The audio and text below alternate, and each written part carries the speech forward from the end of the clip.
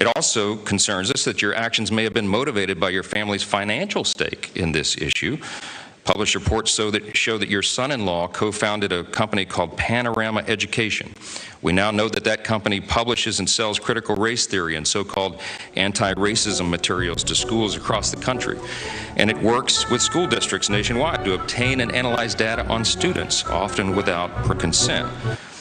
Panorama Education is just one tip of the iceberg of this multi-million-dollar industry. What this company does is a screener. They call it a social and emotional screener. And what they are basically doing, not basically, what they are doing is data mining our children. They are asking children from Hawaii to Maine what about their sexuality, their gender, and they're also asking these questions of their parents.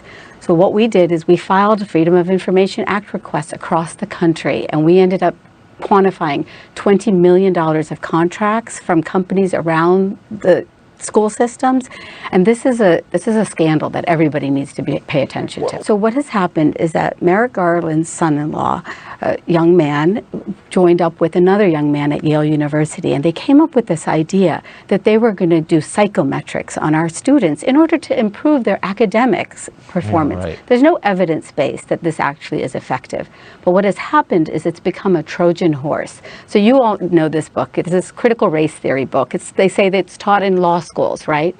But somehow we now have this book called A is for Activist.